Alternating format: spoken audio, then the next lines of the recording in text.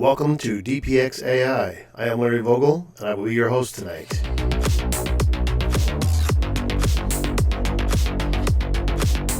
Let's get started.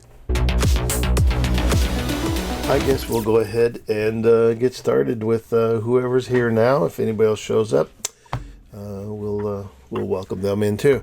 So, welcome to our May 30th DPX-AI. I keep thinking that I'm going to figure out how long we've been doing the AI group, but I never have yet. So every month I keep saying, oh, it's been about 6 months, but I've been saying 6 months for quite a while now. So it's probably longer than that. I could look on the site and see. But anyhow, it's been fun. And we've been kind of, as most of you know who've been coming regularly, we've been kind of like still trying to figure out what it is we want to do here. You know, the face of AI is changing quite rapidly. I mean, there's a lot going on. For those of us that are photographers using Photoshop, all of that is continuing to progress. There's a whole bunch of new changes that are... There's Kaz coming in. A bunch of new changes that are already in the beta version, so those will undoubtedly show up in Photoshop here sooner or later. Some changes. The big one is going to be you can actually access Firefly directly from inside Photoshop, so you won't have to go. Well, you know what I need to do here? I think I need to change my... Just noticed this. I don't think it's going to let me... Hang on. And I just noticed that my recording thing is not set up for the whole screen. So hang on, let me see. I got to figure out how I can change that.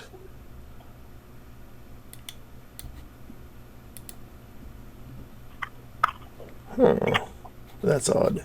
Oh no, there it goes. My whole screen is green. I don't know why the crop thing is there. Anyhow, we'll see. So so Firefly will end up inside of Photoshop, so you won't have to exit Photoshop to go use it, so that'll be cool. There's some new tools that are coming up that will allow you to use reference images. So like if you wanted to, I think I mentioned it before, but one of the videos that I saw, if you wanted to put a hat on somebody, you can, use the lasso tool to select the area around the head, and then you could actually put in a reference image of the type of hat that you want it to use, and it will put the hat into your image, but not exactly like the one that I saw. The brim was actually facing the wrong direction, so AI actually turned the hat in the right direction.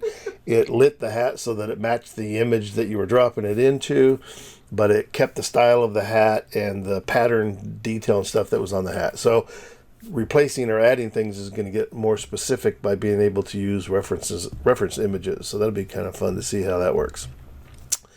I can't remember some of the other things that are in there, but yeah, still going to be one of those things that are going to continue to grow.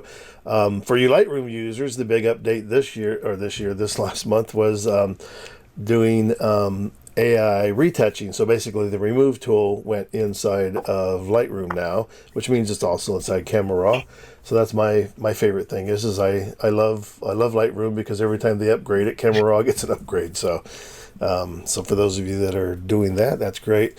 Speaking of Lightroom, so I'm still, actually we haven't nailed down a date yet, but for the Sierra Club Camera Group, San Diego Camera, I forget it's a long name, but anyhow, the Sierra Club has these camera groups all in each of cities. So the one here in San Diego, Alexander Kuntz had asked me if I would be interested in doing a webinar for them, to show Lightroom only users what they're missing by not also going into Photoshop. So I thought that was a great idea for a webinar. So I told them if you guys didn't ended up doing it, I was going to steal the idea and do it myself anyhow. So because I think there's a lot of people that are Lightroom users that don't use Photoshop at all, and so he came up with that idea, and I thought it was a great idea. So anyhow, we're going to do sort of a webinar. It looks like it's going to take place in September, so it'll at least be after summertime. Plus, that'll give me some time to pull it together. So, that'd be a good one coming up. And so I'll keep everybody informed of that. Only other announcement I have is the regular DPX meeting, which meets on the second Thursday, will be June 13th this next month. So if you want to get signed up and do some regular photography, you're welcome to come to that also. I always thought it was kind of interesting is like once I got the AI thing going, then we started thinking about all of the AI tools and things that are in Photoshop, it almost seemed kind of funny, like why separate the two of them?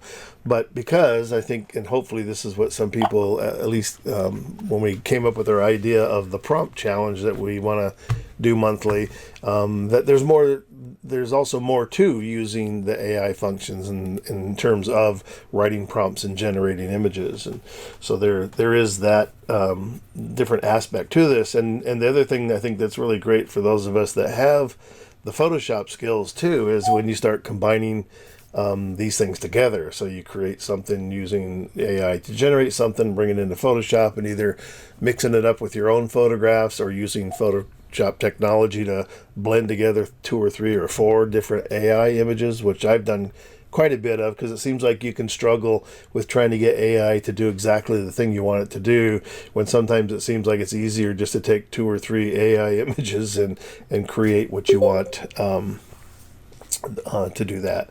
So there is an Alexander D. I don't know if the Alexander's new, but welcome, Alexander.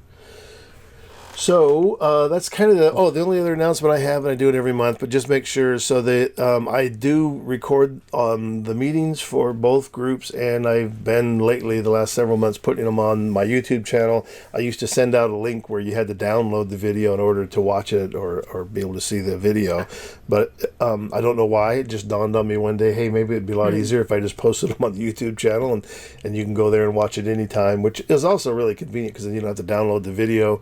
If you're away from home, you could watch it on your phone if you wanted to.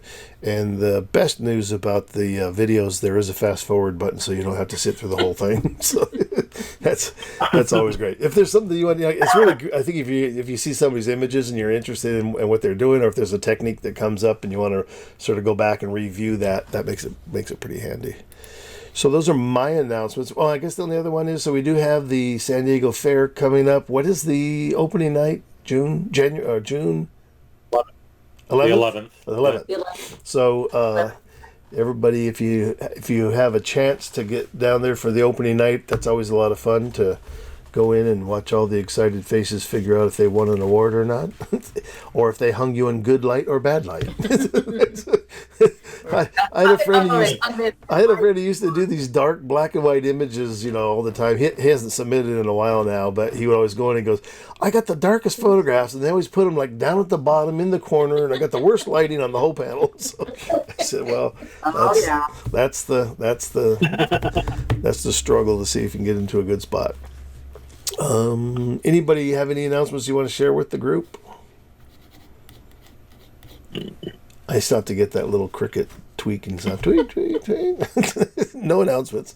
If you think of anything, know that on the panel where you see all the faces in the upper right-hand corner, there is a little chat thing there, and you can drop in chat there if you want to. You can also, if you want to make it private, you can chat to somebody who's in the room and not everybody. So you can do that if you want to. I am going to mention also, maybe just up front so we can start thinking about it through the meeting. We got quite a few. We got enough to make it interesting anyhow. People who did do the prompt challenge this month. And that was my intention, was to try to get everybody kind of, motivated to do something. And I did hear from a few people who said, I just sort of did this at the last minute and didn't do anything extra. Perfectly fine. We're not looking for masterpieces. I think it's just the whole point is to get people motivated and started doing some stuff with it. So I'm going to say that the prompt challenge was a success because I got more people participating this month than we normally do.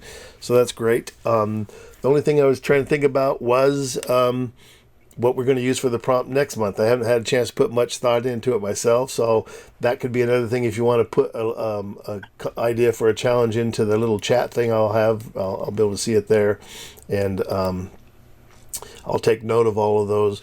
It's kind of cool if we can figure it out before the meeting is over with, if somebody has an idea.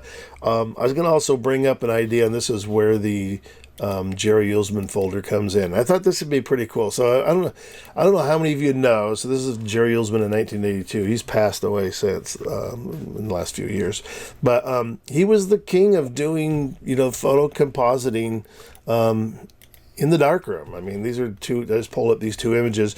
You see here he used 6 enlargers, so he could use up to 6 negatives in the enlarger, and he would just move the paper from one easel to the next, and that would be how he would end up doing his compositing. When I went to the Ansel Adams workshop in '83, he was one of the instructors there. And he told the story, and it was funny too because he was so. I mean, he doesn't have to tell a story to anybody; he could have just let it go. But he told the story about he was a professor at Gainesville University in Florida, and he didn't have his own elaborate darkroom. He just used the student darkroom after hours because it was there and he was there. And when he came up with this idea to start working on these composites, he was using the darkroom, and he would put a negative in the enlarger and size it and focus it and do a test print and then take out the sheet and expose that first negative on it, put the sheet in the drawer, take the negative out, put another negative in, resize it, refocus it, do another test, put it in. And he just said, I did this for several days. He says, and then my progress was so slow. He says, and then I'm standing there and I'm looking at this darkroom. He goes, wait a minute. He says, if I just put it, I got 15 enlargers right there because it's a darkroom for students. If I just put a negative in each enlarger, get those all focused and sized, then I never have to touch it again. And then just take the piece of paper and move it from easel to easel. He said, oh, my progress just like totally just took off. And he says, my success and my ability to make subtle changes then just all of a sudden skyrocketed. And he said the whole thing just took off from there. But I love the idea. I mean, here's this guy who like we all have sometimes the obvious answer or solution is staring you right in the face, and he's like, you don't see it, and then when it does, you go, oh my God. So I love that idea.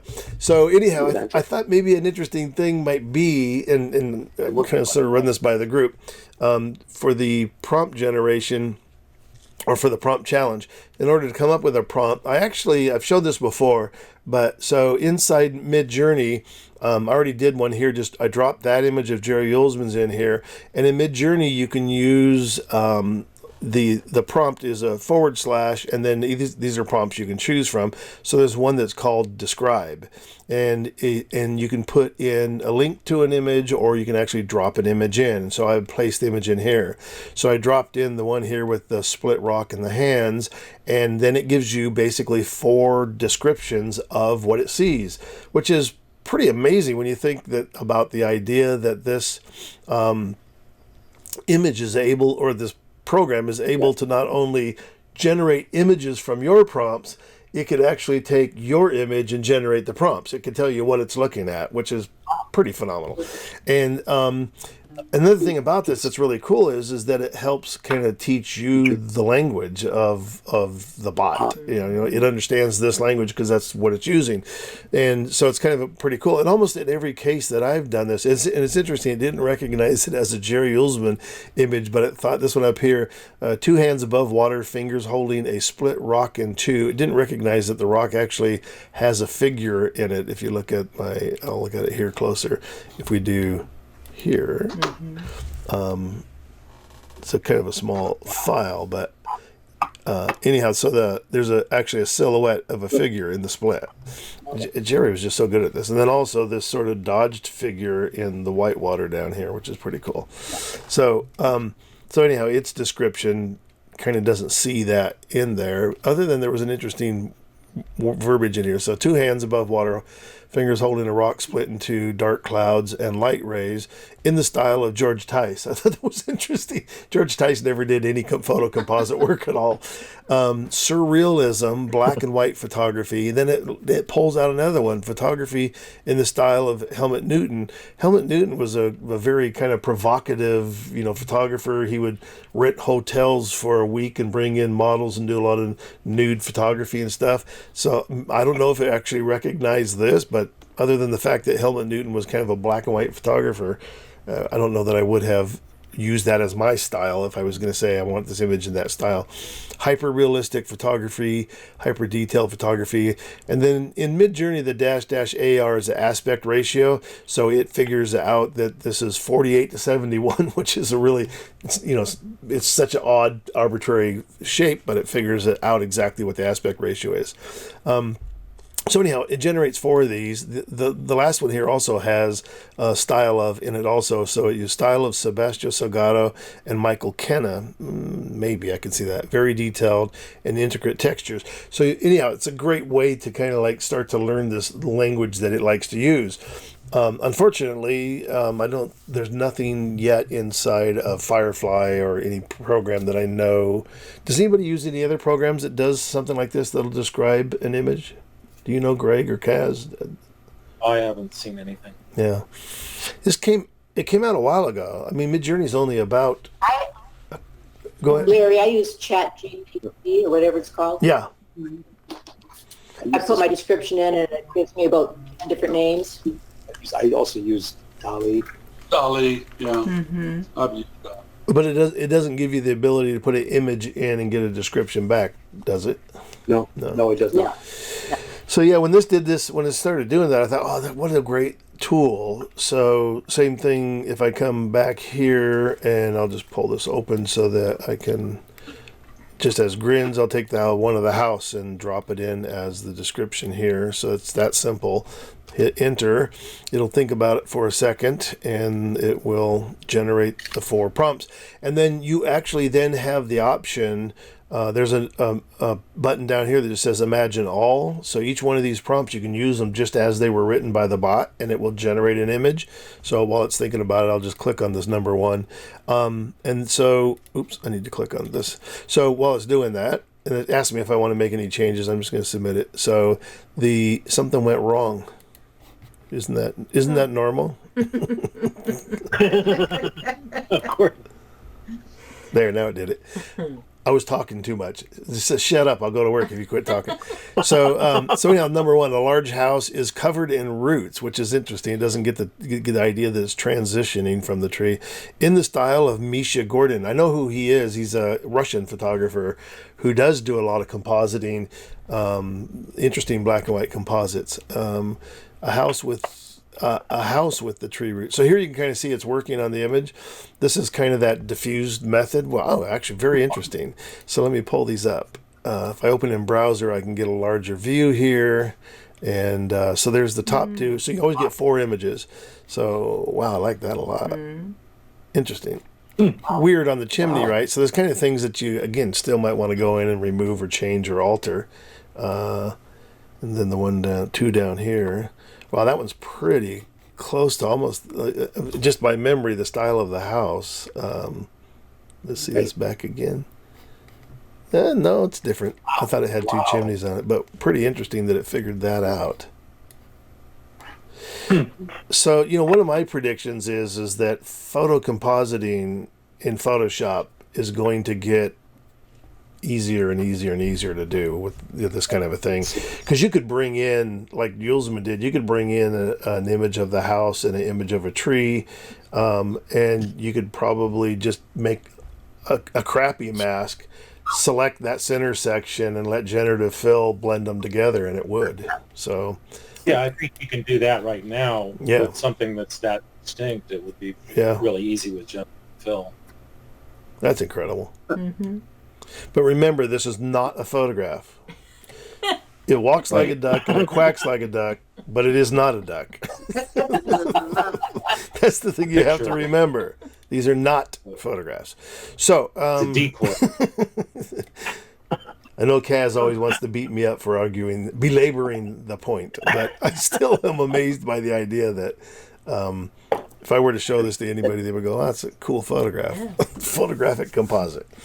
All right. So anyhow, there's that game. So the one thought that I had by bringing the Yulesman image in was that I thought that I would. Oh, it actually did by both of them when it said it.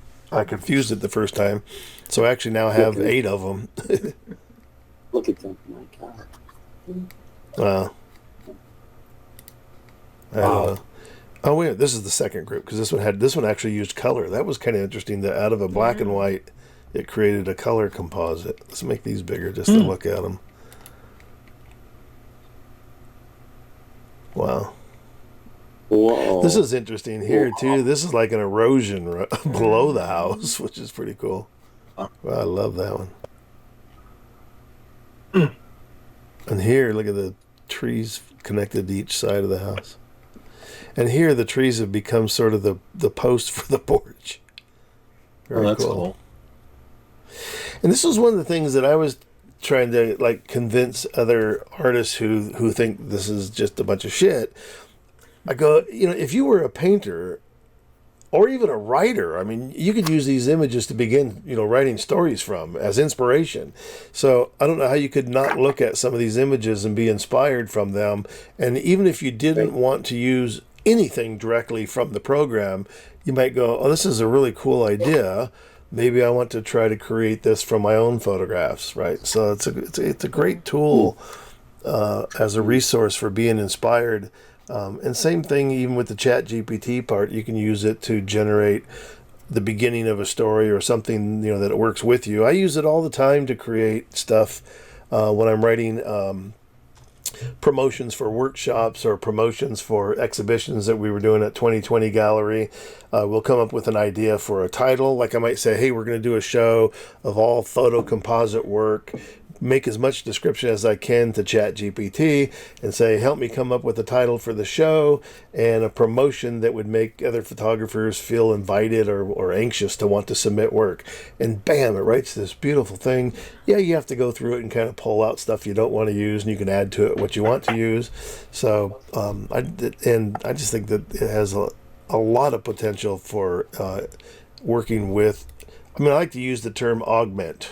It's not here to replace what you do, but here to augment what you do.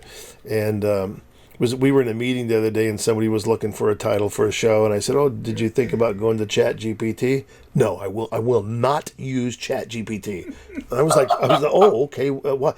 Because I believe as human beings we have to use our own minds and our own creativity. And I go, okay, I get it. Okay, I'm fine with that. And I go, but just know that my feeling here is we're not using it to stop being creative. We're using it to augment or work with our creativity. And what would be the difference of them coming into a room and asking 5 of us to help her come up with ideas rather than going to the machine and asking it to help her come up with an idea? But I mean, that's one of can be such a knee-jerk reaction to these ideas that it can make people just not even want to look at it or consider it as for a possibility. Take it over. Taking over. That's exactly it. Boy, I'm real worried about this shape of this thing. No, I don't like it. Well, I'm seeing those green things, and because I had recorded something else, I cropped down my recording, and now it just amazing. My brackets are just moving, but the green thing is supposed to indicate that it's recording the entire screen. So if this video gets done and it's cropped down smaller than I anticipated, I'll pre-apologize. So anyhow, that was one idea that I thought about maybe using that, and I thought when I fed it into the Midjourney to get the describe feature and have it describe these Yulesman images, I also thought that this could be a cool idea too. That if somebody found an image, say like this Jerry Yulesman image, and said, "I think this is a cool image. Let's use this," and each of us use that image as inspiration to write a prompt from. So if you had to write a prompt to generate something like this, so kind of again back to this other lady's comment, instead of letting AI figure out the prompt for us, we could use an image as inspiration. And there's kind of right now, I've been watching a lot of videos about writing prompts and things, and they keep kind of changing in Midjourney how you write prompts, and they're saying that it's really favoring a more descriptive prompt now, and like in this case, if you just said a house growing out of a tree stump, I mean, you would probably get some results from that. But if it was even more descriptive, so the one guy I was watching the other day was saying, if you come up with, say, 3 things here: a house, a tree stump, and the landscape, and the sky. So now you go in between each one of those things and start to fill in the description of each one of those. So an old gnarly stump with roots coming up out of the ground, with an old abandoned house sitting or merges from the tree, a black and white landscape with many small houses, and you could say a stormy, dark, a threatening sky. Or so the more descriptive you can make each one of those things, the more sort of elaborate the results become. So that's kind of an idea. And I've tried it both ways, where I just went like with just a simple description, and then I've done one with very descriptive idea, adding in all those adjectives. And I say it's 50-50. Sometimes it looks more elaborate. Sometimes the simple thing does a good job too. Greg, you do a lot of prompting. What is your take on the prompting style? I missed the first half of what you were talking about. So the idea, if you were to describe the image, I was just saying there are people that do have videos and things about writing prompts in a certain way. About writing more descriptive prompts. I don't know. It's hit and miss, and it does seem to change. I've put a prompt in a year ago and then come back with the same prompt later, and I get a very different kind of result with a very simple prompt. And I think a lot of it has to do with what it recognizes in the prompt. And interesting. But also, we're on version 6 with Midjourney now too. So that's another thing too, is they talk about some people like to go backwards and use the older ones for those reasons. You get different. I go back to 5.2 a lot because when I'm looking for something that's more illustrative, less photographic, I like the style of that better than what I get in 6. But then 6 tends to be, it does some great illustration, and I think it's really random as to whether it hits something that I like with both. But, well, I'm surprised too. It seems like the newest one, and I don't know, I'm trying to remember if I don't always put in a photograph, descriptive of an image from a camera or a photograph. And it seems to, for me, it seems like you get more photographic looking results. But now when I look at what came out, for our prompt challenge this month, and like yours are always more illustrative than camera. Look like they came out of a camera, and they do remind me a lot of your other style of creating images from scratch in Photoshop. They have that same sort of illustrative, fanciful kind of thing about them. So interesting. We're going to look at those in a second. Actually, I'm ready to go there now, unless anybody has any other comment or a question they want to make about this idea of prompt writing. And remember, if you want to add a suggestion for a prompt into that little chat, that would be great. All right. So I kind of put them in the order as I received them in folders, but I went ahead and put mine first because I just wanted to remind everybody this sort of was the beginning of, so I'd created this image for a presentation that I was doing, and it was, is AI the holy grail of photo retouching or something like that, photo processing. And so I generated the image to use as one of my promotions. And since I actually generated the image, I found this other process that just blew me away. And if you'll watch closely on the screen, here it is. So you can take your still photograph and animate it. And in the program, the way that you animate it is it's just a brush, a movement brush, and whatever you paint in. So in this case, I painted around everything except for the Grail and the rock, and the process automatically animates it for you. So and right now, a free version of it, and this is the little thing in the lower right hand corner that kind of watermarks your image. So the way around that is, because I have a video editing program, is if I actually zoomed out on it so that it was a little bit wide, then I can put it into my editing program and crop it down so that thing is gone in the end. I actually did it in my second version of it here. There, the bug is gone, and so it gives you a 4-second video. That's all you get for the free version. If you want it to be longer, I think you can go up to 16 seconds, but you have to pay for the subscription to do it. But the free version allows you to generate 4 seconds of movement. So in this one, I put the video into my video editing program and then just slowed it down. So I think I stretched it out to 8 or 10 seconds. So I was able to get 10 seconds worth of movement from the video. So what is the program, you ask? Yeah. So this here is called Runway.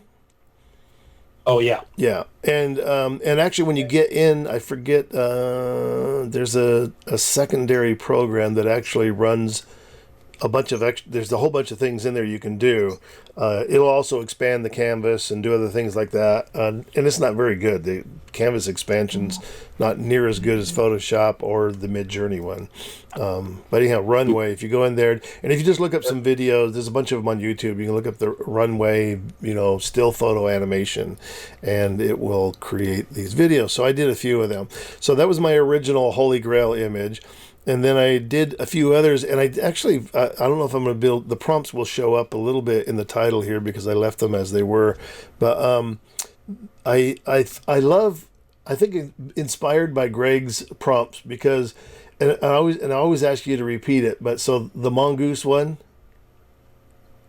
It's chartreuse moose lets loose with a... No, let's see. It was a puce moose lets loose with a chartreuse goose and an obtuse mongoose.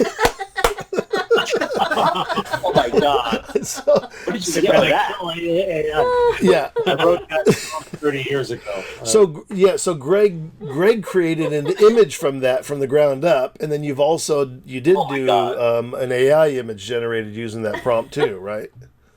Yes. Yeah. Yeah. So anyhow, and I had that was a year ago, and I ended up having to composite the three elements together because I Right. couldn't get it to render all three. yeah. That So lot of same work and a lot problem of- is, yeah, it's easier to composite it together than to get Midjourney to do the whole thing properly. But I loved it. So anyhow, Greg, inspired. Go ahead, Guy.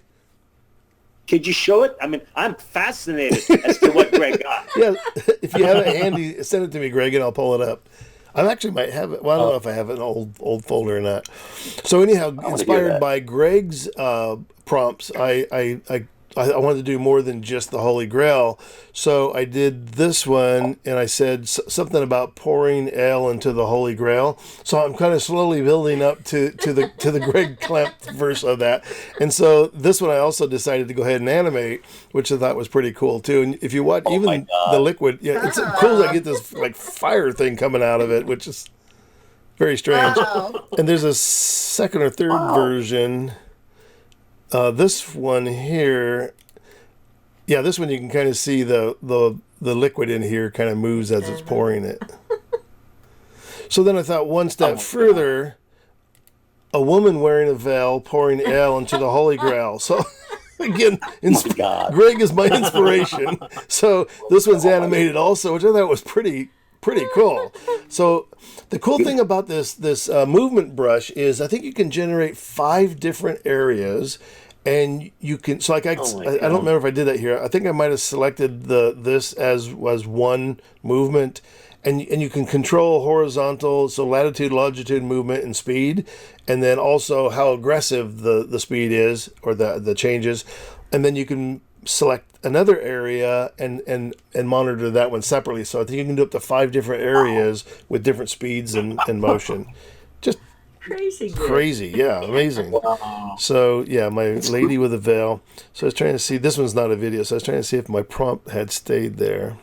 And then the last one, let me see, the last one that I did, so I did a bunch of these, was my last one that I did, and I something about a Holy Grail rising up out of the depths of hell. So that was kind of the Holy Grail hell thing.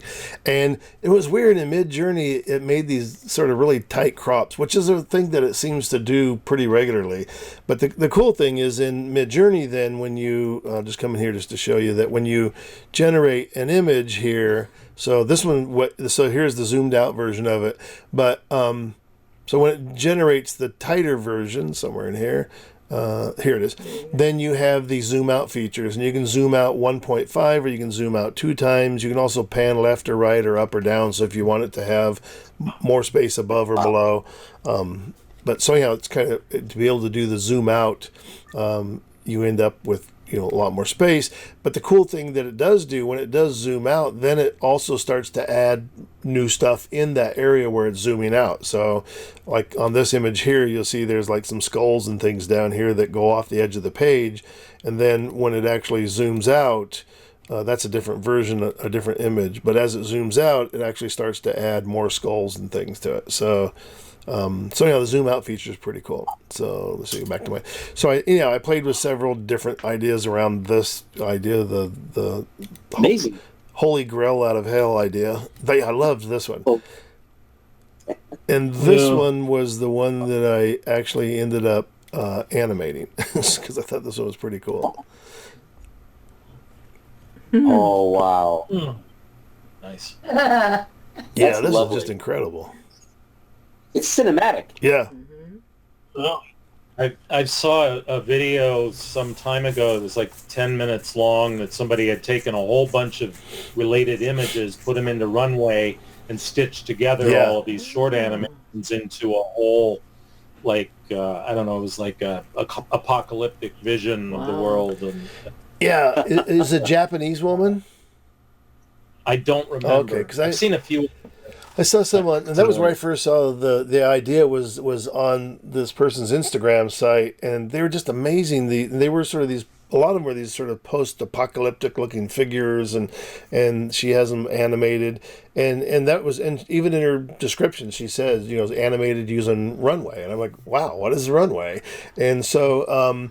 But I think if you wanted to get into that whole thing of being able to generate longer versions of them and stuff like that, I was surprised that the subscription to the thing, I think, is like $15 or $20 a month, which is like more than Photoshop, more than Midjourney. It's like, I don't know where they got off asking that much for it, but it might just be because of the bandwidth, to start, and also the only reason why you're generating 4 seconds of imagery, because you're using up a lot of bandwidth compared to a single image. Yeah, That's so a lot cool. more process. There's an artist named Mark America that he's written a book. I bought his book. I haven't read it yet. But I saw his work on Kate Voss Gallery, and he had done a bunch of stitching. This was a few months ago. They created a big hoopla about it. I gotta tell you, I'm not. I played with it. I showed you guys a couple of months ago. And some images where I was doing the same sort of thing, where it's taking a still and animating it. And to me, I'm pretty bored with it already. They all look so derivative of each other. Well, I don't know. You do have control over what you want to animate, but I'm with you. I mean, I don't know what I would ever do with these things, but I'm still talking to people about the idea that there's a bunch of people who have no art background at all, who are just, again, say inside Midjourney or Firefly and just, goofing around and creating millions of images. I mean, geez, you talk about a flood of new imagery out there now. But I'm still finding that there are people who do have these creative backgrounds. They are artists, and I think the more that we see of these sort of things, I mean, this is, again, like real simple kind of an idea, but there's like, hey, wait a minute. I mean, this was like my first trip into Midjourney. It was like, okay, it's very seductive. I love what it was doing, but wait a minute. It does get to be kind of boring very quick. But then from there, the next question then is, so what more can we do with this? And that's the thing that I'm really interested in, and that's why hopefully people who are here tonight see what other people are doing, or we see what you're doing. I just have this whole thing that I love the idea that we're based. I'll go against all of religion and creation. I think we're here to inspire each other. Forget about salvation and the rest of it. Let's just inspire each other. So that's what I'm excited about. And so I just think that people. I mean, this new technology.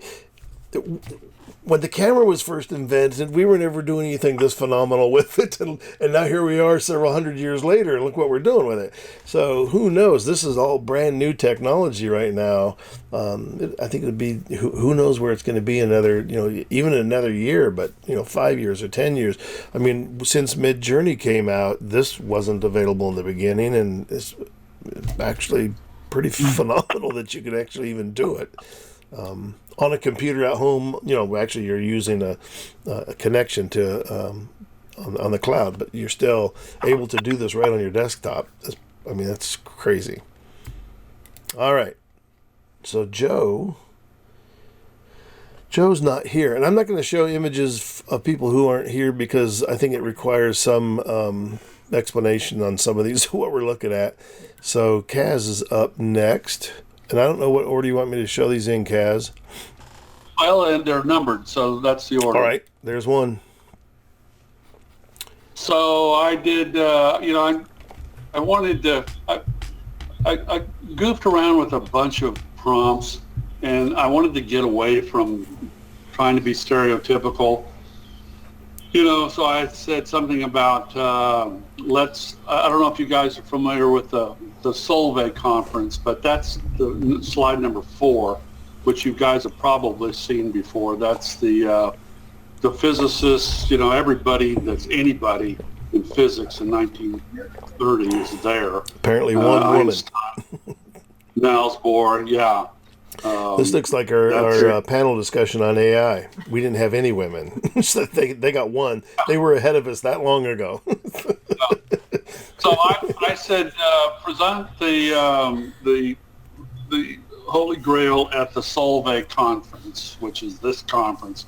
And I got a bunch of images that looked like, these old dudes sitting at a luncheon table, and you didn't even see the Holy Grail in it. But somehow I was able, I blended it with a pile of Holy Grails and thrown together in a heap, and got this. And so I said, well, there's a crucifix there. Why don't I take image number 2 there, which is a crucifix, and do a blend on it? So that image. So I blended it and got number 3. And, it's, to me, it's just reeks of Mid-Journey, It's, and lots of skulls. If I would have done this when I was in high school, I would have had nightmares for days. I'm old past that now. So then I just did a Holy Grail. I think this was also, back into that Solvay conference thing, and I got this thing. And so I just backed it out. And so the next slide is backing it out. And then I thought, and it gave me it added a top on the top of this thing. And I said, well, it gave me, a bunch of, I went through a lot of different iterations and got coins. A whole bunch. But I said, well, I can Photoshop the top off of it and fill this thing full of money. And which reminded me of this sarcastic rock and roll friend of mine who was pissed off at the church and thought that the church was corrupt and full of money. So far, it sounds like me. God's, yeah, it kind of sounds like you. Yeah. So God's blood is money. So that can be put into a math equation. This basically says that man is to God as blood is to money. Or man is to blood as God is to money. So for those of you that don't know Kaz, he does this mathematical poetry, he calls it, which is and if you've got an hour to let him explain the whole thing to you, it's a phenomenal presentation. He's genius. But I love this idea. Yeah. So Truly. the mathematical poetry. Just published a new paper for the Bridges Math Art Conference in August. Okay. So it's a little short paper that deals with the image used in our talk at the Oceanside Museum. What? Oh, the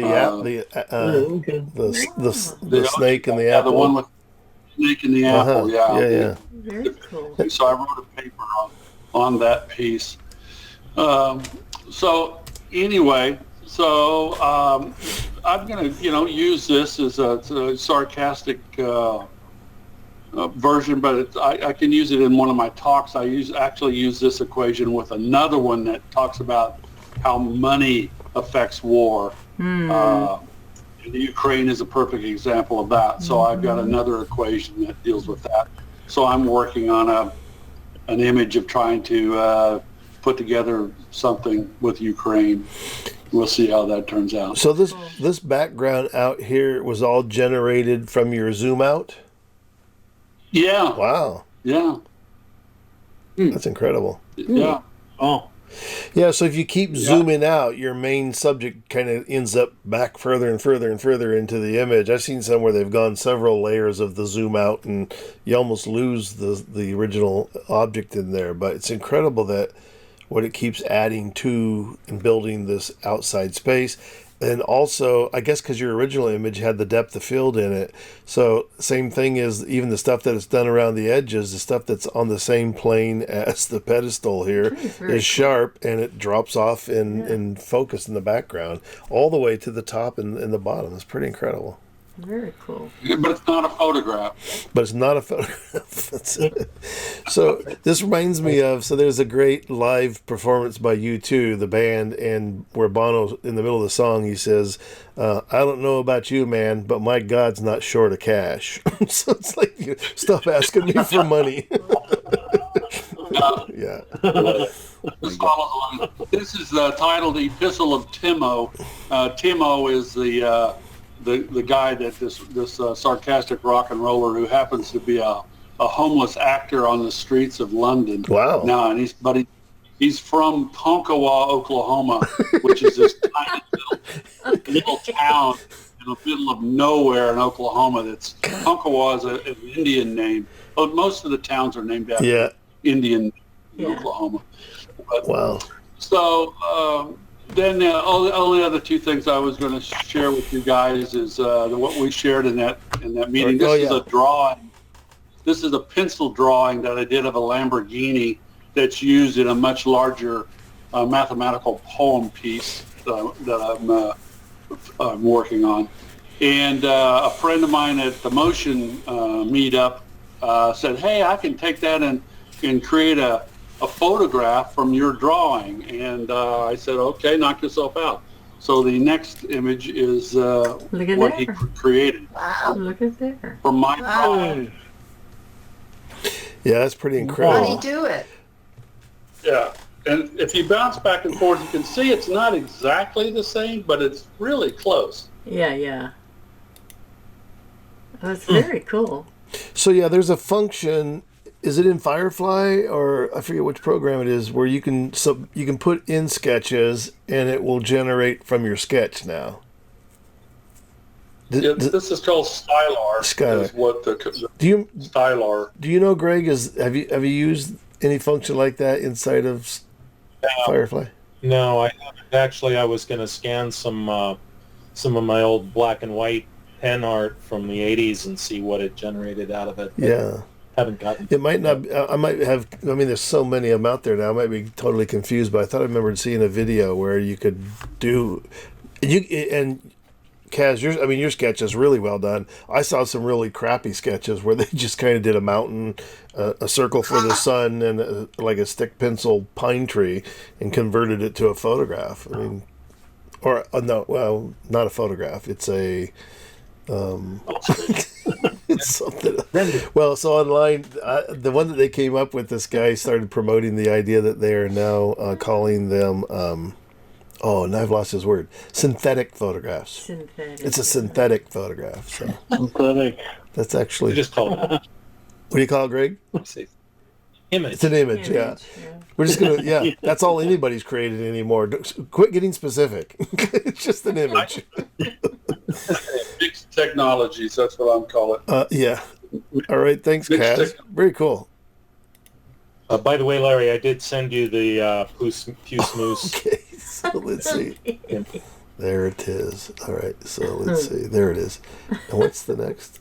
Okay. So it's just the logo. All right. We got to download this. And is this version that I'm downloading? Is it from? Is it the one from Midjourney, or is this the one that you had created? Oh, this is the one. This is what I created from what I downloaded from Midjourney. Okay. But all right. So I don't know.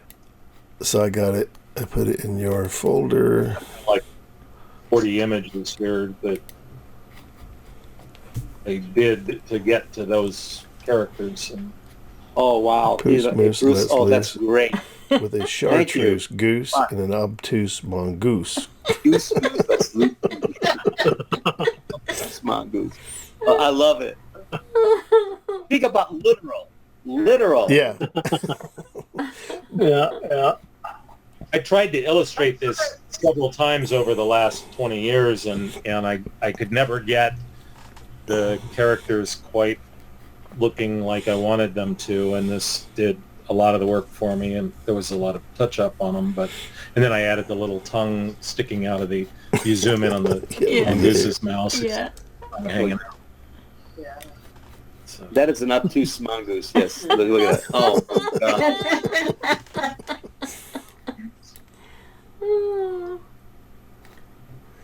God. Yeah, this should become an animated series. Yeah. That would be Within great. runway. Color start. All right, well, while we're here, let's go to yours, cool. Greg. So there's your, Okay. I suppose I have these. Yeah, I was a little disappointed with the prompt because we'd seen it and it's not terribly inspiring for me. And so, but I thought I'd try it, and this was the first result in Midjourney, just verbatim with Larry's prompt. Yeah. And then after this, I did one which is not here. I said the Holy Gerbil. Holy crap. And so I got a gerbil in that kind of light, and it was cute, but it wasn't very exciting. And then I showed that to my wife, and she said, well, what about a snail? And so that's the next one. I did the Holy Okay, Snail. so, and I want to sort of remark here, this really was the goal, is like what I said in the beginning, I said, so the only, prerequisite here is that you just have to use the Holy Grail. Add to it, take away, Yeah. do whatever you want from there. And so I love what happens here. This is just Oh, look at insanely that. beautiful. Oh. That is so cool. Jewelry's great. Yeah. I Wow. love Oh my gosh. It's Then beautiful. I That is thought lovely. the Holy Whale, The Holy Well instead of the Grail. and I got several of Oh these. God. I love this one with the little crosses on top of it. Let me go to the big version. Little steampunk. Yeah. Yeah. That is fun. That is fun. Wow. And then, And there's the snail whale. The snake. Snail whale. Oh my God. it's great. And the prompt was not for a snail whale. It was I think it was a snail on top of a whale or something like that. Mm-hmm. And I got the background of this one came out of a different whale, but I liked this ethereal kelp kind of Yeah. stuff that was Yeah. floating there. Took the snail whale out of the other illustration and put it in here. Mhm. Yeah, and look at even all the snail parts even on the front. The thing That's has a personality. Yeah. Look at it. yeah. So again, like this is that whole thing about augmenting creativity. Great. Like if Very you're looking to cool. create a new character, here's a character your all ready resource. for its close up, Mr. Yeah. DeMille, and a whole new series of the snail whale Oh. who carries his lunch pail. I think Greg should be writing children's I books. agree. Absolutely. I agree. Yes. Yeah. This is fabulous. I love these. And then I was thinking about the Holy Grail, Right. and this is the Grail with holes in it. Oh no! Bad. No, so look, you gotta see. Let me get. Oh wait. Holy. Oh, here it is. So, And and then if you look, because you said something about bullet holes, so it even left all the shell Yeah, casings bullet holes. on the ground around it. That's pretty cool. That's terrible. Oh, you're amazing. Oh my goodness. The bad part is Midjourney and puns are really a bad combination. Right? So then here is your combo. Oh my God. The tale entails the holy snail riding the tail of the holy whale as they regale in the fine details of the holy, holy, holy Grail. Greg wins. Oh my, he does Yeah. win. Oh my God, Greg. This is terrible. That is Oh, great. my Did you goodness. get That a is so writing? good. You're right. It Did you just get would a be writing book for Christmas? Yeah, you should do one, Yeah. Greg. That's amazing. Yes. Yeah, yeah. Oh my goodness. What a great Christmas book that would be, actually. It would be a great gift. Yes. But then I've got to write the rest of it. So that's- Well, hell yeah. And then, well, on. but come on, you've already got all the characters. Next is the Holy Quail, you say. Oh my God. All you need, Greg, is 12, and then you can do a calendar. There you There go. you are. Yep. Yeah, change the 12 are. days. Or, what is that, how many days before Christmas? Remember? The 12. The partridge? Yeah. Pear tree? And a holy, Which will be a and the killer. Holy Quail in a pear tree. Oh my God. Look at it. It's gorgeous. Yeah. It is All gorgeous. those little embellishments. And it's not. I couldn't get it to really do a quail. It doesn't quite. It doesn't have that little Oh, yeah. doohickey going. But Right. I tried to feed it some photographs of quails, and that didn't quite do it either. But the Oh, idea, this is beautiful. It's a beautiful bird. I mean, that is one Yeah. heck of a... Brown. it's My parents it's will fall in love with it. it's got the vibe. Got the vibe. Oh my God. Yep. And this is And then I thought Grail with a pearl earring.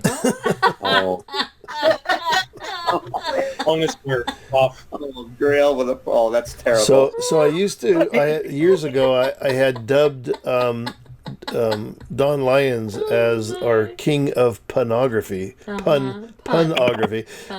But I think Greg has taken the title over completely. Oh my goodness. All right, and then another version of the Oh, that's terrible. It wasn't very. Oh, that's I just kinda amazing. the, so I put this back into Midjourney with the prompt Uh-huh. in Oh, this, get it in the style of Vermeer, and I was much happier Oh. with this oh my. Oh my. yeah. more Yeah. detailed. That's pretty sophisticated, to be honest with you. That is actually Yeah. remarkably sophisticated, frankly. Yeah, the details. Yeah. But also the idea of just laying the cloth Yep. down on Yep. the... Yeah. I mean, wow. I didn't think Midjourney had it in it Oh, to do that. we've Well, I figured by prompting with the cloths in there that it would use them and then alter them and kind of use the actual colors. I'm glad it didn't, because it's just nice to get something more surprising, but it still takes the spirit of it yeah. as far as it can and expands on it. But it doesn't understand puns, so Really? Which is great. It seems to, I think it's doing quite well. Yeah, no kidding. Oh my God. all right, Greg. Oh man. Greg, this is awesome. Yeah. thank you. That was fun. That was a really fun project. Really cool. You That's just blew away. Yeah. I love that. I want to have that. I want those. Oh my and God. the snail, the That one bejeweled, is so the beautiful. bejeweled snail. Yeah. Yeah. Wow. Very cool. All right, if that's not inspiring. Yeah. All right. And we skipped over Mr. Don You need to find a Fike. jeweler who can replicate those. Yeah, a little snail pin or something. All right, Mr. Fike, tell us Yeah. about your adventure into this Holy Grail. Oh, that's kind of a hard act to follow. That's why I went first. Exactly. So basically, I used a. This is basically Photoshop beta, and just Right. prompted it to generate the Holy Grail. But I threw in the Holy Grail with antlers to see what would happen, and I kind of liked the result. And then basically, I used I've got a book here that I picked up at the last meeting at Oceanside Museum on perspective, and I've been using images wow. out of it. Yeah. It was printed back in the 1600s. Wow. And it's about perspective. Yeah. It's all about perspective and all that sort of thing. So that's why there's all these lines and Yeah. stuff. So I really had Great. fun dropping it into that. And this was a second try, but actually, if you show that other image, I think I like the one with the color Oh. urn instead of the. It wasn't that big of a deal. Yeah, So it that- stands out. But then I was just interested. you to see created the what? depth of field fall off on the actual etching piece. Yeah. Yeah, that's a cool idea. Right. And I like that Yeah. idea that the perspective, it leads you back into the area of no focus, which is kind of an interesting idea. Exactly. But it was really, I learned a lot. Holy cow. But, Holy Grail. I was Holy pretty Grail. amazed. Yeah, Holy Grail. I'm sorry. Exactly. Wow. But finally I got my feet wet, Yeah. and I really enjoyed it. So I'm really encouraged now to jump in with both feet. Very see cool. what I can do. Yeah. Excellent. And I'm the guy looking out of the window. Yeah, the guy up here Yeah. looks like he's a Greek philosopher Okay. studying the Holy Grail with antlers. All right, thanks, Don. I'm glad you did this. I mean, Cool. when Don sent me the email, he said, "Okay, I don't know how good this is, but I've jumped in. I've done it. So good." The guy was saying, "God damn, Spike is around again." Fike will mess up everything. Is Judy still here? Judy is here. All right, Judy. Judy gave us her prompt here too. Wow. Of course, I had to have a horse. Yeah, Judy's the horse person for sure. All right, so tell us. So, well, if you go to the bottom slide, those are some of the ones that I came up with. I chose the middle one. Uh-huh. I don't like how AI always cuts off the edges. The tips of the wings are gone. Yeah, so you can do the extension always- then inside Why does Photoshop. it crop so? Did you do any of the extensions in Say what? Photoshop? Yeah, I did everything in Photoshop. No, but I mean, you could then start extending the edges. You can create all that stuff. Yeah, and it didn't do a very good job. So didn't. then I had it just stretched the wings out even more. It still clipped them. So then Still cut them off. Well, this one here, I how'd you do these then? yeah, I missed a spot. Yeah, but how'd you do? These were done by extending the edges, right? Yeah, I extended the edges, but for the wings, I had to do that separately. I had to just circle the area and make a pointed selection on the wing tips, Wow. and just kept having it create. And I just put in a prompt of wing Mm-hmm. or wing tip, but I just said wing. I would have thought it would handle something like that pretty easily. Yeah, so did I, but it didn't. Now you're making me want to try it. I mean, the Photoshop. So it's a very small, because I don't have to crop it, but still, I just want to come in. I don't know why I have that grid on. Well, go open up the PSD, and then you'll see. There's a PSD file in there? Yeah, then you'll see the work I did on that center one. Oh, but I want to see how That's beautiful. I want to see how it would actually extend it. Oh.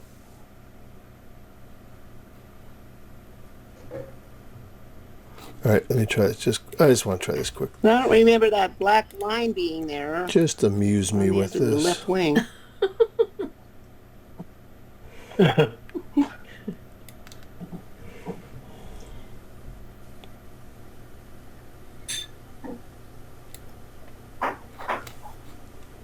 I'll make sure. Okay, it's not going to do it. All right.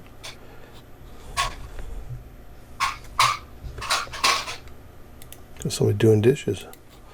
All right. So, Yeah. wait a minute. Don't forget. My husband's Delete the dishes. pixels. All right, now.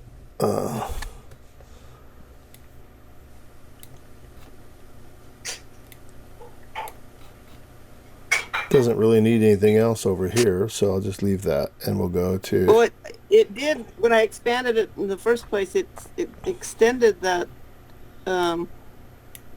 chalice, the thing on the right, whatever that is, like the pedestal. It curved it around. Huh.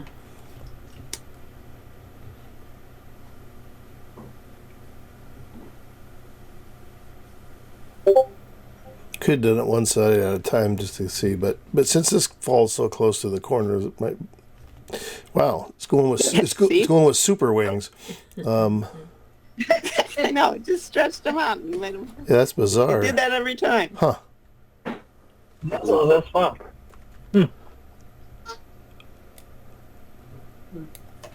And I mean, I threw away like 20 different shots where it couldn't put the wings on. It kept putting the wings on the horse's butt, and so finally I had to add a prompt: shoulder wings.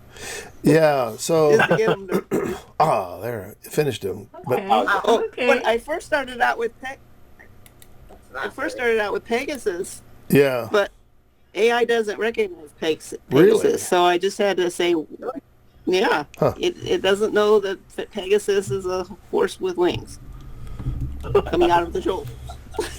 All right. And the other thing So I was I had- thinking when I looked at your prompt here, because you have to sometimes remember that it gets pretty literal, and so a white horse with shoulder wings looking towards a holy grail.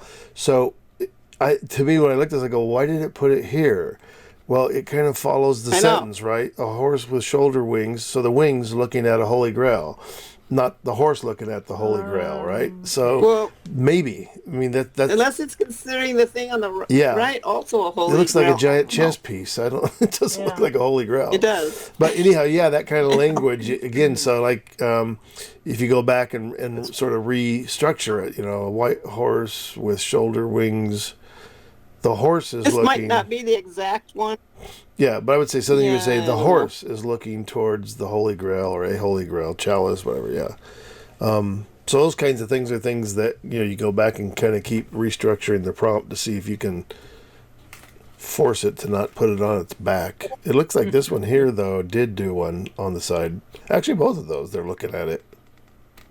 Yeah, they're looking at it. Yeah. So, but and all the others had wings on the butt. So, and then I had some others that I had like a low angle. So then it's like looking up at the horse's belly, and then the grail didn't look like a grail at all.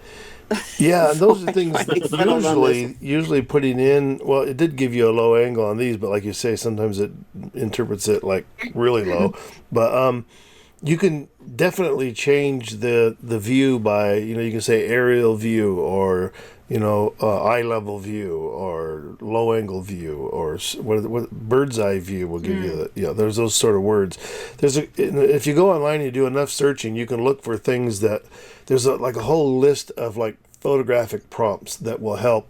Sometimes even telling it that you want to use a wide angle lens versus a telephoto lens. Sometimes that eliminates the cutoff at the edges, that you get more of a wide angle view.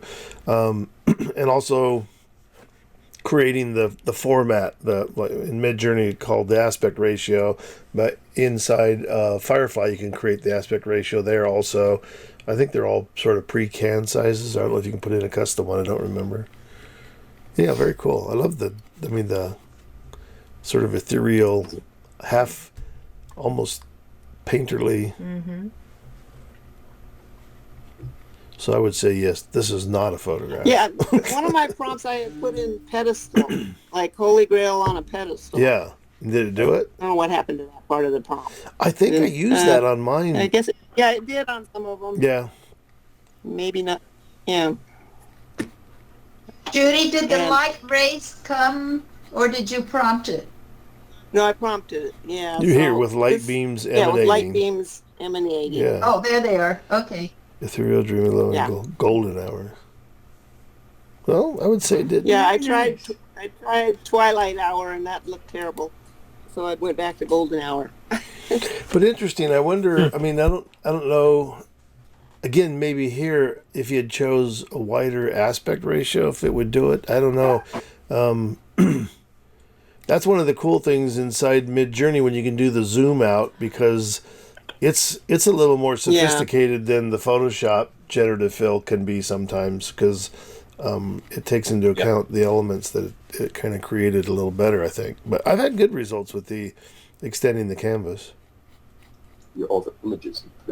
Yeah, I thought that would work. Yeah, but, no. It just stretched wings. Yeah, bizarre. Like finally here you get them and they're gigantic. Yeah. And more. Judy, did you do this in Midjourney? No, this is Photoshop. Judy? I Oh, have okay, not delved into the journey yet.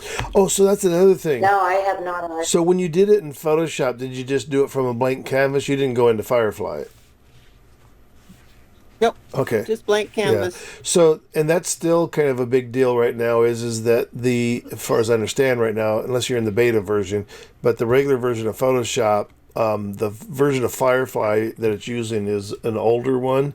So I think we did this on a Monday morning thing one time where we generated an image from inside Photoshop and then we went into Firefly and used the exact same prompt. And the prompt inside Firefly was, or the results were more sophisticated in Firefly than they were inside Photoshop. So it's an older version, but that's supposed to be part of the new thing that's coming up too. Is it will, because again you're going to be working directly with it inside Photoshop, and it will always then be the newest version available.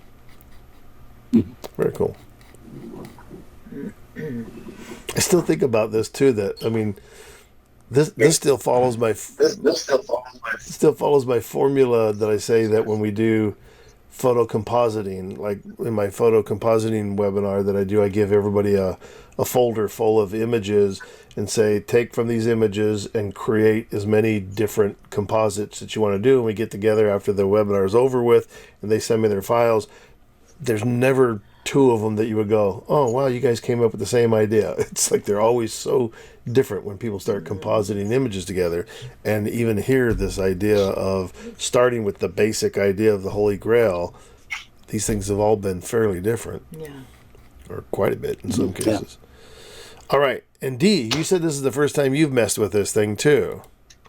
Yeah, this is Firefly, Okay. and I was sort of inspired by something I was watching on the Science Channel of the Ark of the Covenant that was in Jerusalem, and it was hidden to avoid being captured by the Babylonians, and they had tunnels. So I just switched the Ark of the Covenant to the Holy Grail, and I had the evil hands of the Babylonians that caught it in the tunnel or the cave. Were you also watching Wicked? Yeah. She's a little green. It's very cool. No, Green but I didn't have time. As I said, this was last minute. I'd forgotten about this. The other thing that... But my prompt, Go ahead. I was trying to get like witchy hands. Yeah. And they came out with too many fingers or kind of mischief. Yeah. Oh, wow. So I just said gray, gnarly hands with long pointed fingernails and wearing a black robe, lifting high the golden Holy Grail in a cave with stalactites. There you go. It's fabulous. And the only thing I did was I added green to give it sort of Oh, an yeah. icky. Okay. Yeah. Yeah, that's very cool. I can say also for some reason it seems like even in Midjourney, like some of the ones that I did, it has a lot of times a really flat contrast. I mean, Greg, do you find that you have to pump up the contrast on the images you create, or are they decent? In Midjourney? Yeah. No. Usually they're really contrasty. Oh, I was gonna say because yours look pretty good. Like if I go back here to, Yeah, I had to add contrast to this one. I mean, this actually, but this one I worked on, so that is pretty contrasty. Actually, these are all pretty good. I've just seen that some of them seem like they lack a black point, kind of, is what I was thinking of. Because like this one does. So again, if I just use the curve and say set a black point here, that fixes the contrast quite a bit. Yeah, there it is. There it is. Yeah. So did you do this in Photoshop? Just I went straight to Firefly. okay. Yeah. And interesting too in Firefly, because this looks more art than photo. So in Firefly, you have that option to use that button that will interpret as a photograph. And I think, from what I remember, it defaults to the art mode or whatever they call that, if it's art. That's interesting. Okay. I did choose art with muted tones okay. and shooting from below. So the muted tones could be the thing that then messed with the contrast more. That could have been how it interpreted that. Interesting. Yes, the contrast went up. All right. Thanks, Dee. Well, that was fun. I appreciate the challenge. So I'm not seeing anything in the chat yet. If anybody coming up with a prompt, I think we should just default to Greg for the monthly prompt challenge because he has the most creative prompts. Well, I was working on trying to come up with something when I got your prompts last month, and I just went with it, and I stopped my process. But I can go back and see if I can find some notes. I didn't come up with anything great. All right, Guy. Now, Guy, you have to explain what it is you're doing. Guy comes to our online things with the Oceanside Museum of Art. Our first Sundays, we do a critique night of all the art. So there's some sculptors and painters and photographers and a little bit of everything. And so we were introduced to Guy's art. And so you can tell everybody what you're doing here. Just a real background.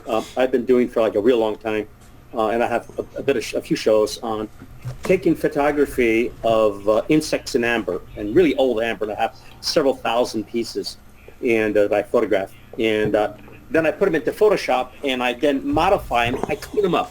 Some of them are almost very difficult to see because of the crap that's in the amber. Other ones are very clear. Anyway, I try to make them to art pieces. So what I did, and I just realized, Larry, that I didn't get the notice that you need to have an opportunity to present something. And I saw your prompt. Yep. Oh my God! About a couple hours ago. So it's That's like fine. this afternoon. Oh my God! Yeah. So what I went to.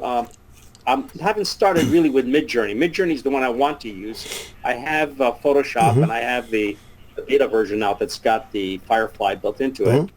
So I went to OpenArt.ai, which allowed me to take my own image, and which I started with that one, and then I gave it the prompt, and the prompt is add a holy chalice made of the moon in the dawning sky with clouds.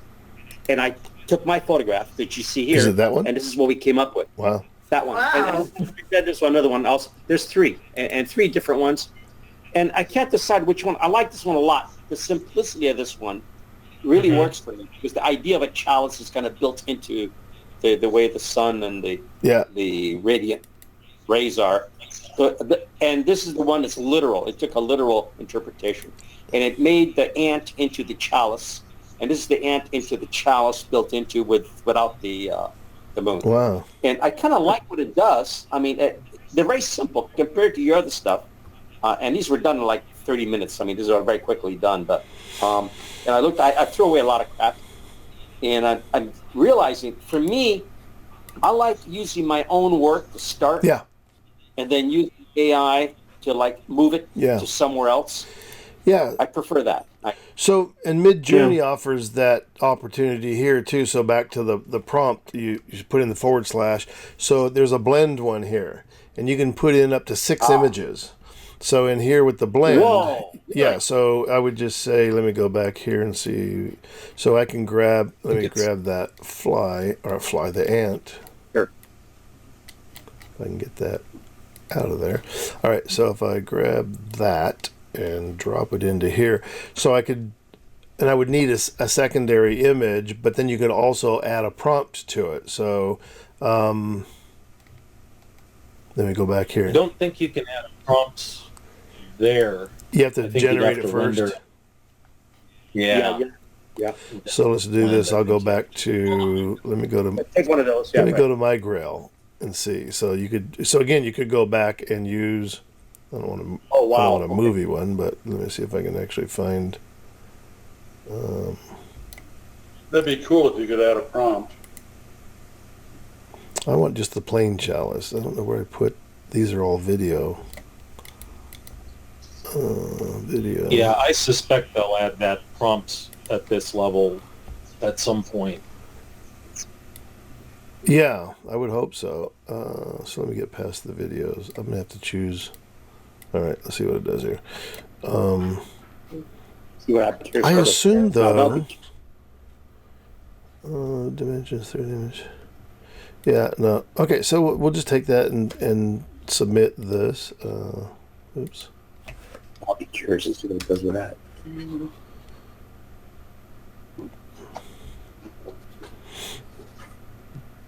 Larry, I sent you another image that had to do with the holy thing, prompted by something you said. All right. If I have time to show Just one have to more. find it.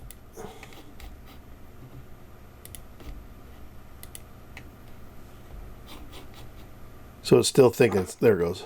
So it was at 35%. Okay. Let's see. Whoa.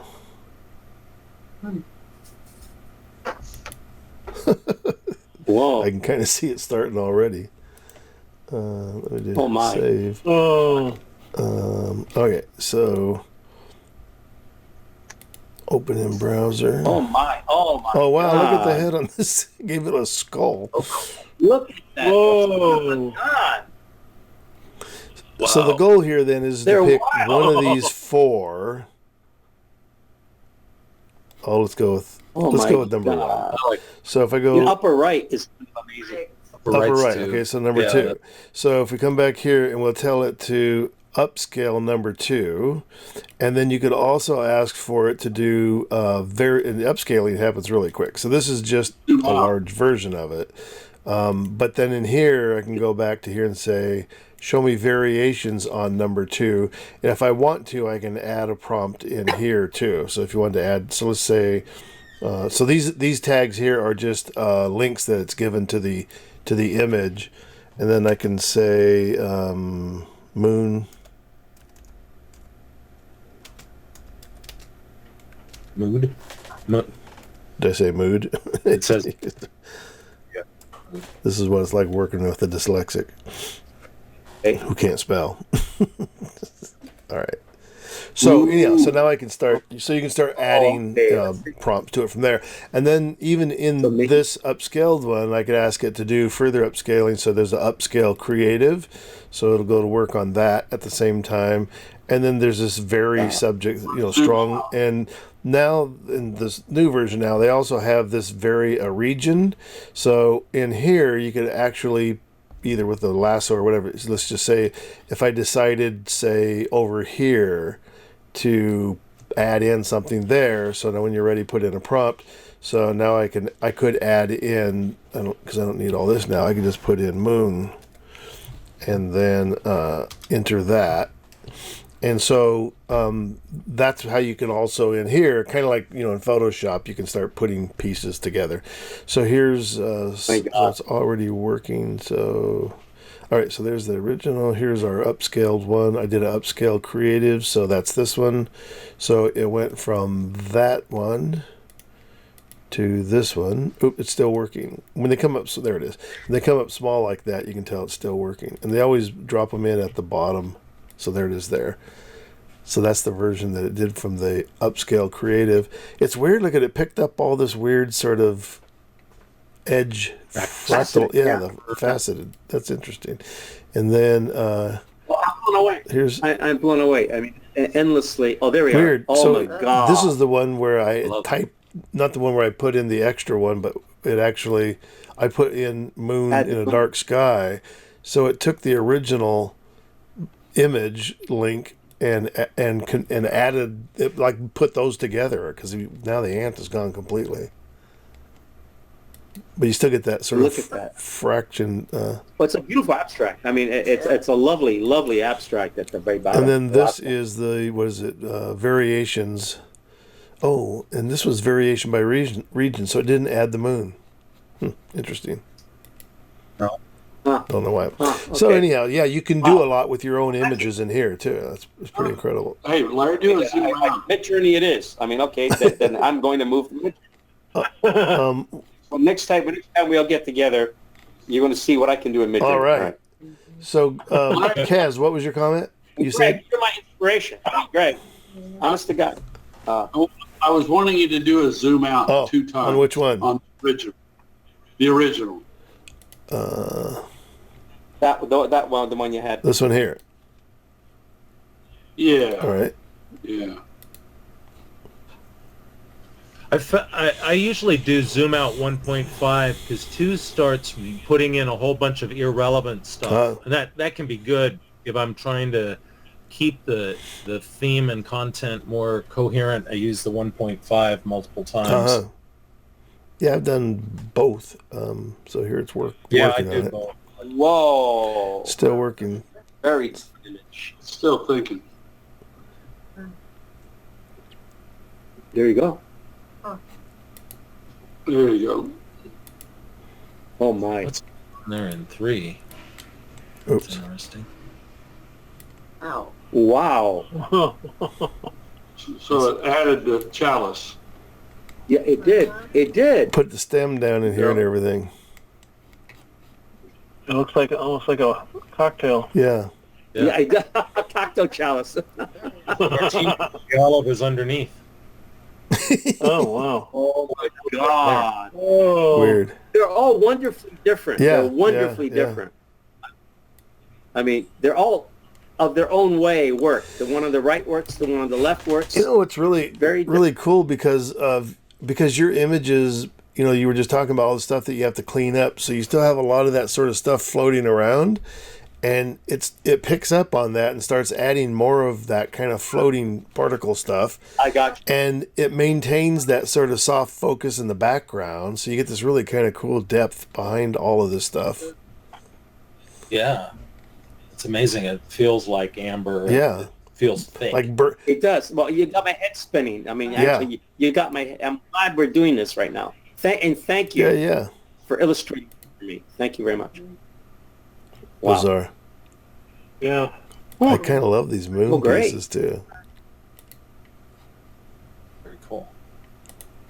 The irony is that that's exactly my sensibility. What you're showing me is exactly. Like here, What it I'm generated trying a to tree with a moon. That looks Oh my crappy. God! Look at that. I love this sort of partial, kind of like Star Wars, you know, the planet thing or whatever that was, the Death Star. You get this fragmented planet. That's lovely. That moon image is fantastic. Yeah. My God, just by itself. Yeah. Actually, I mean, these images work just the way they are. Yeah. Yeah. Wow. Yeah. All right. Looks like it was made into a hot air balloon. Yeah, kind of. It does. There is an image I shot 30 years ago that I still have that is a bug that's got all bunch of blood droplets all around they're round blood droplets all around it, which is very, very, oh my God, it's about a 40, 50 million year old piece of amber. Wow. And I can't identify the bug.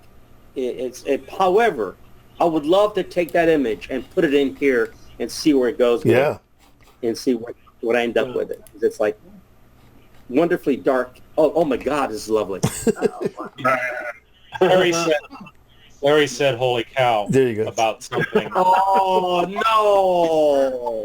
no! You're terrible. No, right? So here's the prompt. He says, "The holy cow, ornate golden filigree and jewels, black, white, gold, rays of holy light falling on the snail." There's no snail. Did it create a snail somewhere? Oh, it's the cow. Yeah, I had to do it over. because I got a shallow depth of field in the style of surrealism. Odd Nerdrum. So Odd Nerdrum's a painter. I'd never thought of using his styles. That would be great. Fantastic. I used it. That is cool. This is awesome. Look at his eyelashes. The Yeah. best holy cow I've ever seen. Yeah. Well, I guess I got another month for the calendar. There we go. Oh, lovely. So now we could do. Well, it'd be great to do a little booklet on all these phrases. Yeah. made into every one of these phrases. Yeah, yeah. Well, maybe "holy cow's" the next prompt. Oh, let me Well, you close wouldn't do that. that, Larry. You would not do that. No. Let's see here. All right, so cool. That's pretty cool. Oh my Great God. guy. And then Lovely. D guy, Jerry Osmond, and then Paul Lawrence. Is Paul Lawrence still in the room? Paul Lawrence has left the room. So Paul Lawrence sent in images, but not of the prompt. Oh. And I would need him to describe what we'd be looking at. So we'll save him maybe for next month. I think Paul has a strict bedtime of 8 o'clock. I don't know. Maybe. By the way, the image that I showed last month, the one with my hands on the keyboard with the AI image in the background. I dropped it off to Lois yesterday. Yeah. And she was totally fine with it. Nice. So that's good. I've still got to write something up to go with it to explain it. Let me see here. This was May, so April. And Greg. Oh, here it was. So it's a small file, so it's not very big, but I love the idea there. That makes it bigger. And I didn't notice. I used your title. This is not AI. Yeah. Appreciate that suggestion. And what I didn't notice is there's that white spot down on her neck there, and that's the magnification cursor, which ended up. I thought that was like an extension of her earring or something, and I didn't. So I deliver this print, and Lois points at it, and it's the magnification cursor on there, and I didn't catch it. My printer didn't catch it. Wow. And I didn't saw it when I picked up the print, but I just sort of ignored it, and then so I'm going with the story that I put that there to make it more realistic, like it was really my. If my fingers weren't so messed up, I could have avoided that. But what I loved when Greg showed this, because we were talking about sort of the rules at the fair and no AI and all that, and the whole idea behind this is an AI image on a laptop, and then he has messed his own fingers up, because if you look at her fingers, they're a little screwed up, and it's a typical AI problem.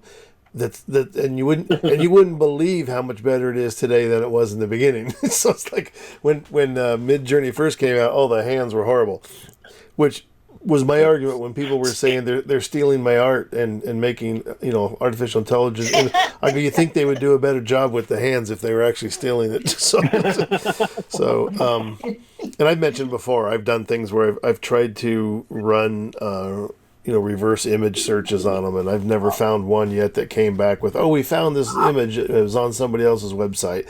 It always says we searched 6 billion images and couldn't find this image anywhere else. So they're all brand new, unique images. But I loved what Greg did with his own personal hands that makes the image you almost feel this sort of question. Well, wait a minute, is this AI? Is it not AI? Part of it is AI, but it's actually taken with a camera. So I love the idea of being able to incorporate AI into a non-AI image this way, which I think is really great. That was Joe Nalvin's question to me a month ago. He asked that question, and we've had this ongoing discussion about ownership and the images being our own pixels and. Is it original? Is it original work? Is it photographic or not? And so it kind of inspired this, okay, let's screw with the rules, or let's push the lines and keep ourselves asking the questions. Yeah. Where do we draw lines when we have a particular context where we need the lines? Right. And then how do we question that and push those and foster discussion about it? So. Always appreciate those conversations and different people's thoughts about them. Yeah. So my Lightroom to Photoshop webinar that I'm going to be doing. So I started already like working on some ideas for it. And so I went to ChatGPT and kind of fed in a bunch of information and was looking for a title for the presentation, and then also the ideas for promotions. And so I was talking about this idea, like trying to convince Lightroom users whether or not they need to use Photoshop in conjunction with it, and how the two programs can work together. And it created a bunch of different titles, and I think I took part of one title and then added a second part to it on my own. But it came up with this idea of the dynamic duo, which I like. Okay, so this thing is pretty creative. I like the idea. So I took the dynamic duo idea and then added to it and said something. Well, I'll just show you the final image. So then I took the dynamic duo idea and ran with it into Midjourney to create an image to promote the workshop with. And it's not in there. Where's my dynamic duo? I got to find it now. Here I am telling you all about it. I don't have it handy. There it is. Two down from where you are. Here, that's it. Oh my God. So it created dynamic duo. Then I said Lightroom's perfect partner, Photoshop, and oh my God, that's lovely. I forget. I was looking online for somebody's style that would be like a portrait style, and I found some guy's style that was these kind of really cool, sort of goofy looking people that he photographed. So originally it put because I asked for it to put like a superhero logo on there, so it created some kind of almost like a Superman logo but different. But I knew all along I was going to take it off and then put the Lightroom Photoshop logos on there instead. But I love the characters that they created. So this will be the promo for the webinar. That's wonderful. When I said it to Alexander, I said, "So I've already got the promo together for it," and he goes, "Thank you for the big smile." He says, when I sent it to him, I go, "So the dynamic dual characters are definitely courtesy of Midjourney." So he says, "Thanks for the big smile." But yeah, I loved what it created. All right. Well, I think that gets us pretty much through everything, unless did I miss anybody who sent something that I maybe have left off unintentionally? I sent you a trivial one. It's no big deal. Well, we love trivia. Just an easy. Great, Kaz. There's Kaz.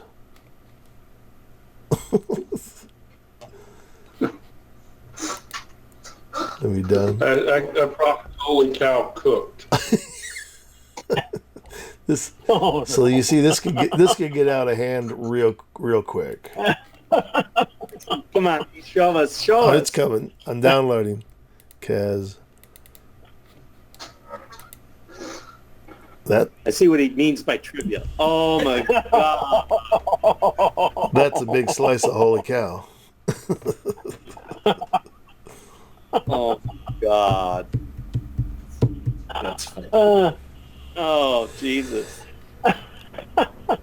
All right, I'm gonna go. Right. Let's see here. I'm gonna go right here, and I'm gonna go hands down on Greg. In the audience, I'm gonna go hands down on Greg's whale snail. Yes, send that to us, Greg. You have to send us that one. Oh my God! It's justification for AI art. That by itself is a validation of the value of AI art. Because you know what it is?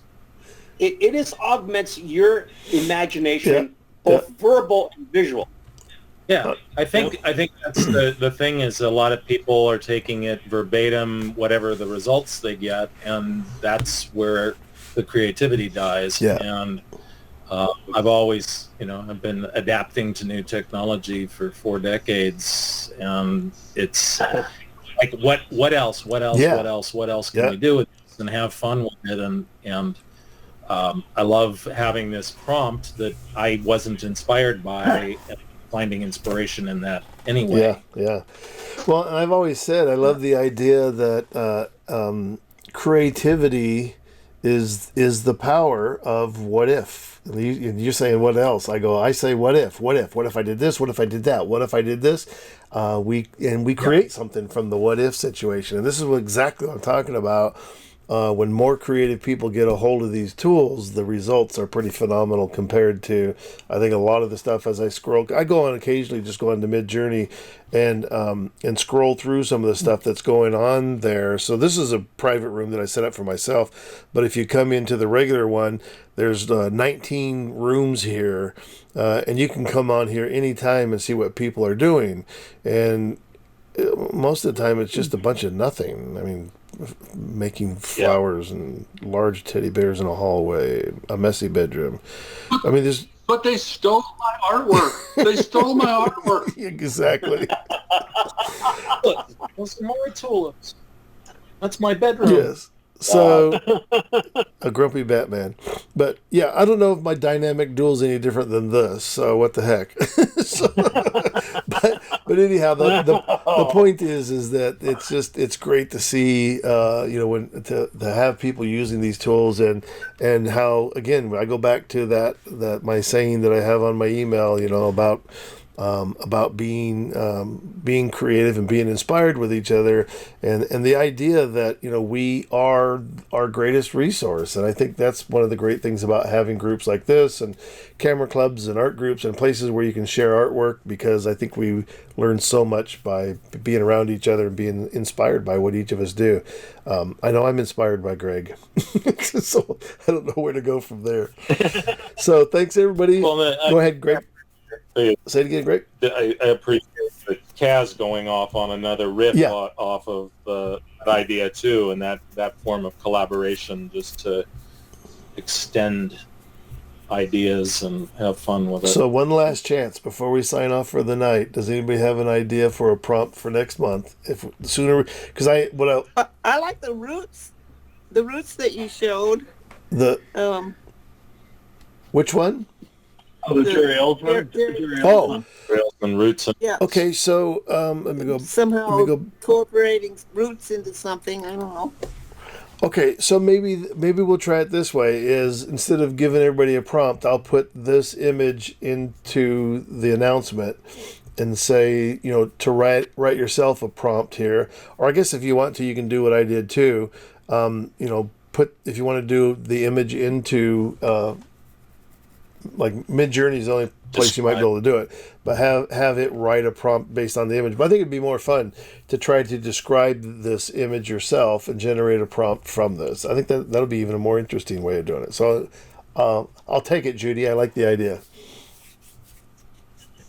So or it could just be a combo thing, like what Greg did with his two animals.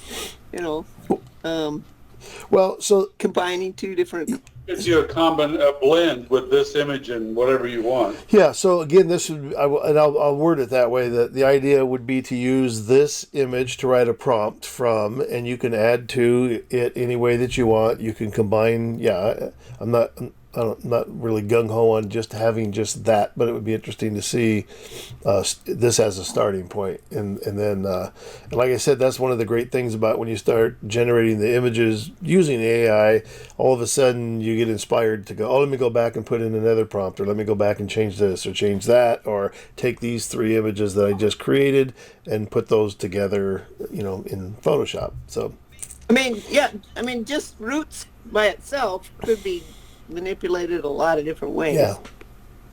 Yeah. All right, that's it. Exactly. It's settled. All right, thanks everybody for jumping in tonight. Thanks for sharing your images that you sent in. And same thing I said on all the announcements, like even if you don't have images, show up, because hopefully you had a great time seeing everybody else's stuff and you're inspired by those too. So, all right, have a great evening, everybody. That was fabulous. Thank you. Thanks a lot. It was very inspiring. Night. Bye-bye, everybody. Thank you. All right, everybody, thanks for coming to DPX-AI tonight. And until we see each other next month, stay creative, be inspired, and be an inspiration to others.